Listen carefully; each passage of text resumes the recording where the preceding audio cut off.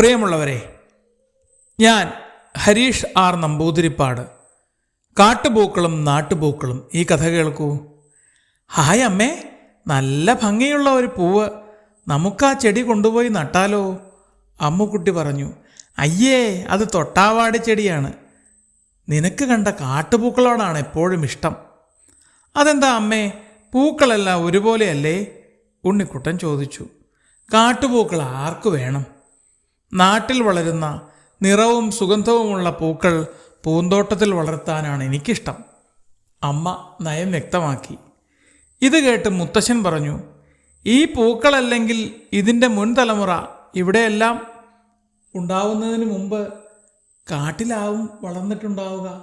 എല്ലാ ചെടികളും ആദ്യം കാട്ടിലല്ലേ ഉണ്ടായിട്ടുണ്ടാവുക.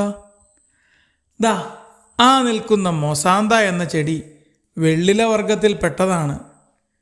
കന്മതിലുകൾക്കിടയിൽ വളരുന്ന വെള്ളില. അതുപോലെ നിങ്ങൾ വലിയ വില കൊടുത്തു വാങ്ങുന്ന ഓർക്കിഡ് വർഗത്തിൽപ്പെട്ട പൂക്കൾ എത്ര എണ്ണം ഉണ്ടെന്നോ നമ്മുടെ പറമ്പിൽ. അയ്യേ, അതൊന്നും കൊള്ളില്ല. അമ്മ വിട്ടുകൊടുക്കാൻ തയ്യാറായില്ല.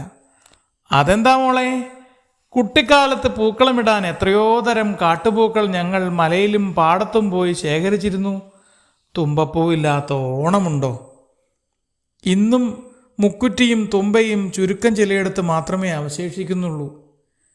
കൃഷ്ണകിരീടവും കാട്ടുമുല്ലയും കോളാമ്പിയും ഉൾപ്പെടെ എത്രയോ നല്ല പൂക്കൾ ഇപ്പോഴും നമ്മുടെ പറമ്പിലുണ്ട്.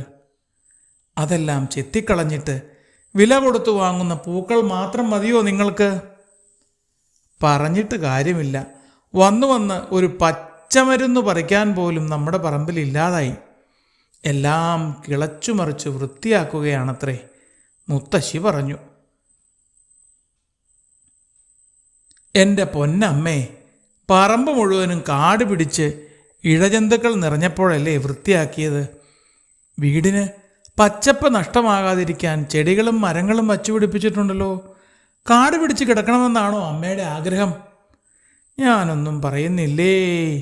മുത്തശ്ശി പതുക്കെ അകത്തേക്ക് വലിഞ്ഞു. മക്കളെ, നമ്മുടെ പറമ്പിൽ സ്വാഭാവികമായി ഉണ്ടാകുന്ന പൂക്കളെയും ചെടികളെയും തീരെ അവഗണിക്കരുത്.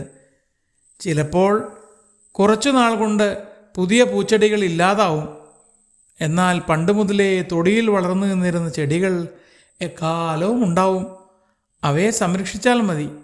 വരൂ, നമുക്കൊന്ന് നടന്നിട്ട് വരാം. മുത്തശ്ശൻ അമ്മയെയും മക്കളെയും കൂട്ടി പറമ്പിലേക്ക് ഇറങ്ങി. വീട്ടിൽ നിന്ന് കുറച്ചകലെയുള്ള പറമ്പിനപ്പുറത്തെ അധികം വെട്ടിത്തെളിക്കാത്ത ഭാഗത്ത് അവരെത്തി. ഹായ്, കമ്മൽപ്പൂവ്, മുക്കുറ്റി, കൃഷ്ണകിരീടം, നോക്കൂ, കാപ്പിപ്പൂവിന് തന്നെ എന്തൊരു ഭംഗിയാണ്. കുട്ടികൾക്ക് ആവേശമായി. ഭംഗി പിടിപ്പിക്കാൻ വേണ്ടി ഉള്ള ഭംഗികൾ നമ്മൾ കളയുന്നു അല്ലേ? മുത്തശ്ശൻ ചോദിച്ചതിന് മറുപടിയില്ലാതെ അമ്മ വീട്ടിലേക്ക് തിരിച്ചു നടന്നു. മക്കളെ, നമുക്ക് ഇത്തവണ ഓണത്തിന് ഈ പൂക്കൾ കൊണ്ടുള്ള പൂക്കളം ഉണ്ടാക്കണം. നിങ്ങളുണ്ടെങ്കിൽ ഞാൻ ഉഷാറായി കൂടെ നിൽക്കാം. അതിനെന്താ മുത്തശ്ശ, ഞങ്ങളുണ്ട്. ഇത്തവണത്തെ പൂക്കളം നമ്മുടെ വക അല്ലേ? അതെ മക്കളെ, മുത്തശ്ശൻ സന്തോഷത്തോടെ ചിരിച്ചു. ഒപ്പം കുഞ്ഞുങ്ങളും.